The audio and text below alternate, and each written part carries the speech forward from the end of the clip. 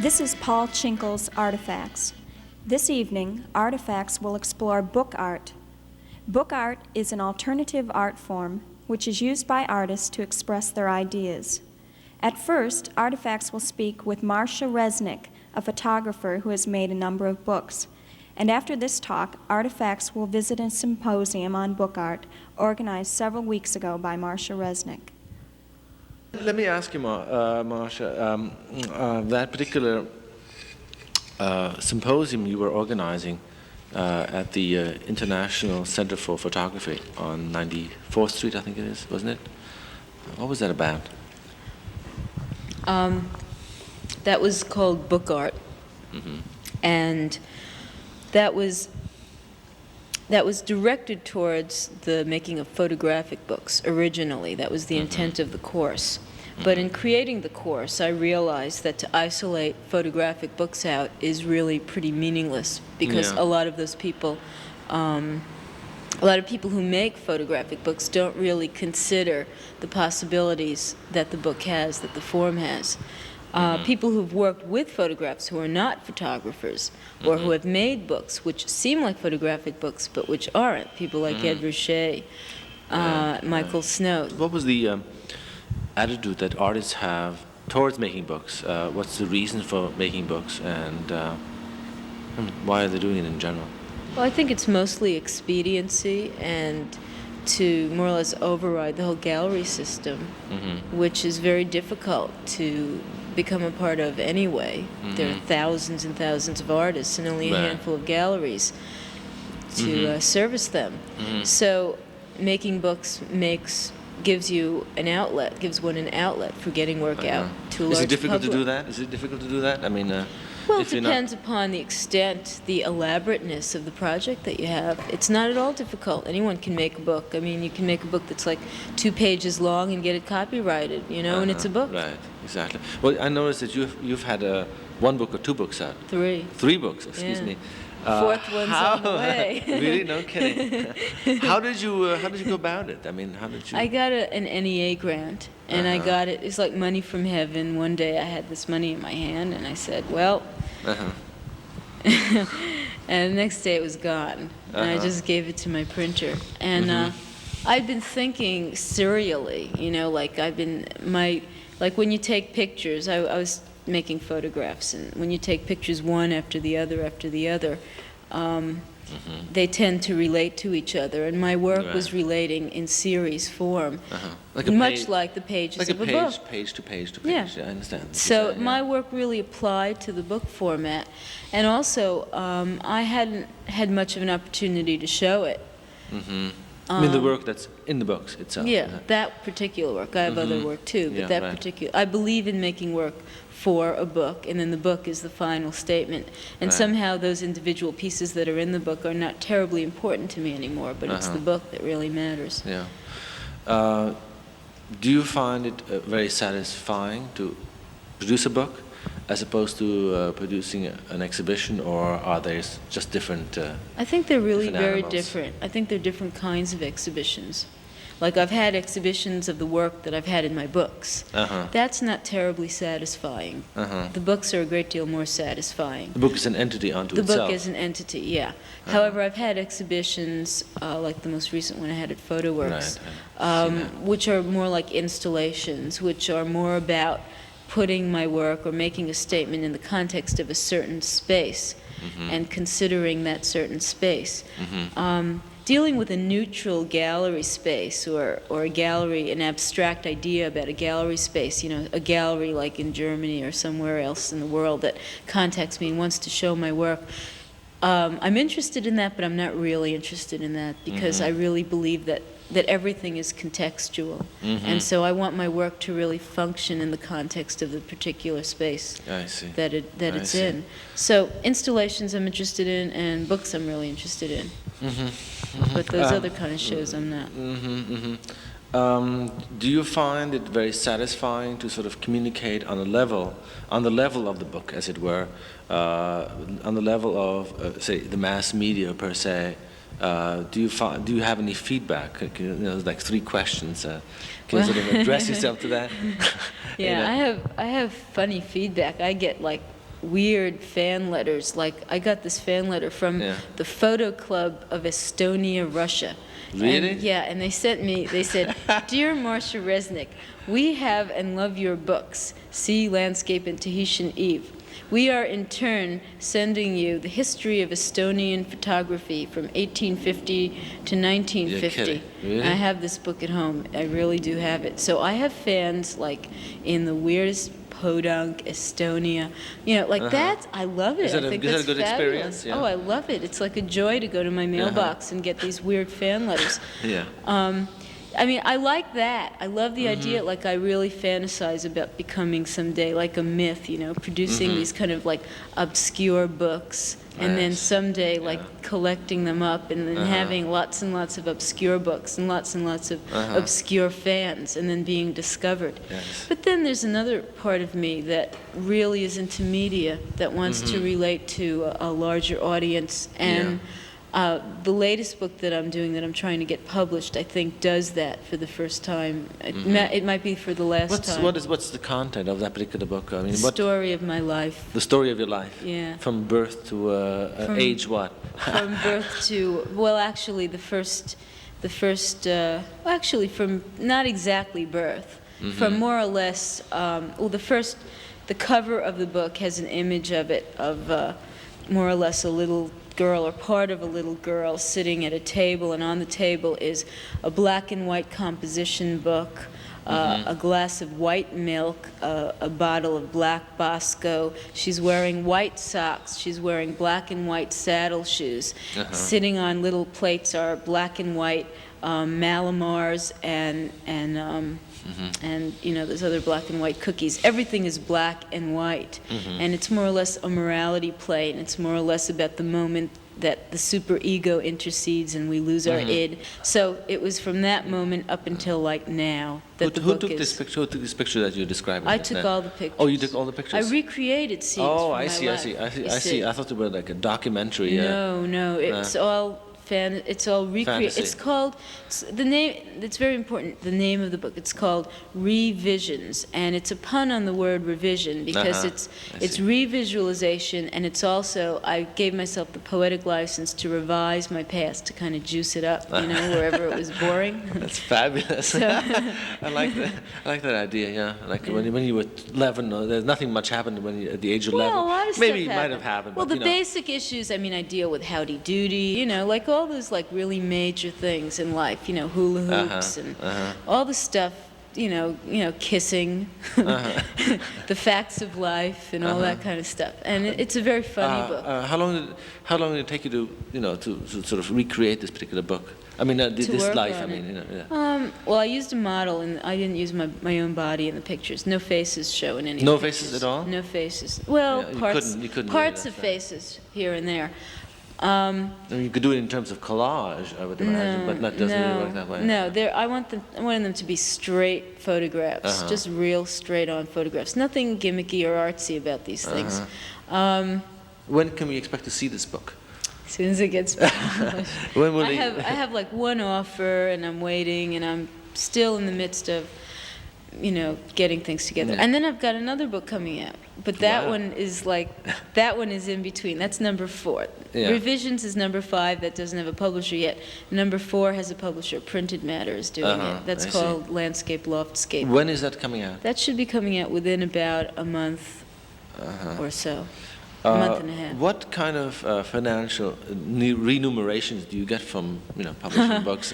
Do you get any? I mean, well, you see, now I'm in the middle of very different situations. My first 3 books were self-published. It was like Vanity Press. I'm not even a business. I mean, it's not even that I established myself as a publisher. So the renumerations are, well, I just went crazy in the I started to distribute them myself, and I started to go crazy with all the paperwork. So I have no idea what the remunerations are. Like, sometimes I get a check in the mail. Millions of people owe me hundreds of dollars, and I'm pretty much That's like... about $100 million right there. Really?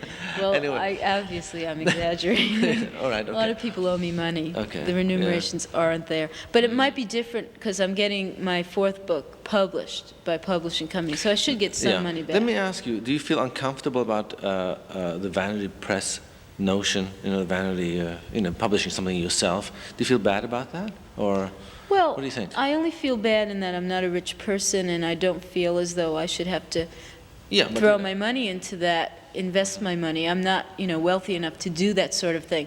I don't feel like the moral negative implications that people have about vanity presses, like because you couldn't get a publisher, it's not a good book. Right. I feel as though publishers are simply into a certain kind of aesthetic, mass aesthetic. Right. And I feel that a lot of artists that are self-publishing books now are creating new aesthetics that will be accepted someday, Yes, and that are exactly. very interesting. And that simply people in these financially distressed times are not willing to gamble on these new aesthetics. I know what you're saying. So I don't feel bad about doing it, morally. I think that's a terrifically interesting notion, to somehow want to interject, even at your own cost, a certain kind of aesthetic into, say, the public aesthetic, as it were. And I think that's a very interesting notion. Yeah, real humanitarian. It's not only that. I mean, I think it's being very forceful and very strong, trying to, to do that sort of thing, as opposed to having somebody else do it. The artist traditionally plays this sort of meek, weak role. Everybody's going to come along and take care of him or her, right? And I think it's a terrific idea. Yeah, you don't have to compromise anything when you do it yourself. I mean, the book that the revisions book, I know already that there are several compromises that I have to make because somebody else will be doing it for me. And those compromises are in the direction of mass aesthetics. And I'm willing to do that because, once again, as I said before, I'm interested in that. I'm interested in mass appeal. But that's like one side of me, And then the other side of me is interested in, total obscurity and anonymity. Now, you were talking about wanting to become famous. Why? Is this a vehicle by which you will become famous, or what about fame? Time will tell. What about fame? Do you feel that fame is important in this particular aspect? Well, I think fame. David Bowie sings about it very well. Right. There's so many degrees of it and so many kinds of it. And when I mention fame, I'm probably talking about certain kinds and degrees that I can relate to. I mean, I'm not talking about Elizabeth Taylor fame or. I mean, it's hard to tell. Sometimes I feel like I'm talking about James Lee Byers kind of fame, which is not at all there. I mean, he's like a myth. He's just this artist that you hear about. Oh, James Lee Byers was here 5 years ago. Right. That kind of a thing. I think that's very interesting. Then fame, I think of fame and money pretty close to each other. I think that you don't have to have a lot of money, but if you have fame, somehow you can bypass the money problem. That's very much a Hollywood notion, actually. Yeah, I love Hollywood. Fame and money, and I see what you're saying. Hollywood really affected me when I lived there. Really? When did you live there? About 4 years ago. I lived there for a year. Well, not in Hollywood, but I hung out in Hollywood a lot. I lived in L.A. Well, Scott Fitzgerald was famous, but he didn't make any money, and he was sort of a myth in a certain way. Yeah, but he had a good life. I also think about good lives, Well, like I'm excitement. not sure about that, but okay. All okay. right. Well, I'm also a masochist, so I think a good life has a lot of pain in it. Yeah. Right. I guess. Yes, exactly. Yeah, I think a good, painful life is always interesting, Of the people that you invited to this particular symposium, no, I shouldn't say that. Who did you who did you think really was sort of capturing the whole notion of book art in the most succinct way? Most original way. It's very hard to tell. I know I shouldn't ask a question like this. Yeah, I'm sorry. I think I could tell you a couple of. You see, the way I did it, I also invited some people who didn't show up. What I wanted to do was more or less cover the gamut. Even a lot of those people didn't consider themselves book artists, but I considered them book artists. Like Ray, who was very, very. He didn't really consider himself a book artist, and yet I feel as though whenever he mails one item in the mail to somebody, that kind of correspondence for me is within the category of book art. Anything that's reproduced and sent out to a public, for me, goes into that kind of category. So from that, I think that that John Wilcock was really very interesting in the whole idea of being a propagandist, standing on street corners and handing out leaflets and newspapers. Right. That's very fascinating to me. And like interjecting yourself in that particular way into society. Yeah. Let me ask you another way. When you say book art, how does that distinctly differ from, say, a book of poems? Well, that's a very good question, and I think what Ray was confusing, like when he started to talk with book art and artist book, was, he showed like the catalog of his work, thinking that that's a book. But I think more of his individual pieces as being books. I don't think of like a book. Like catalogs are not terribly interesting to me. You know, the collections, the edited photographs of this famous photographer, or over a period of time. That's simply a catalog of work. I'm more concerned about the totality being a conscious totality. So like when Ray sends out like one piece in the mail, that's a conscious totality. Or when a book artist like Ed Ruscha creates a book like 9 Swimming Pools, that's a conscious totality. But how about forms of documentation? I noticed that there is a great deal of documentation per se around, and I sort of get the distinct impression that documentation for the sake of documentation, of having been here, is a very important kind of notion. Can you address yourself to that particular notion? Yeah, I don't like it. I think it's usually, usually, like you think of conceptual art and it looks kind of muddy and gray and tacky. And that's the aesthetic that's developed around the documentation of an art event. Because people don't want to be identified, artists don't want to be identified as photographers. It's very easy for people to make good photographs, and if they can't do it themselves, to hire people, good people, to make good photographs. Because and then I think it's just glut. It's like glutting the world, this excessive documentation. I think like one person who simply documents his pieces and gets them out would be someone like Chris Burden. I'm just trying something. I'm sorry.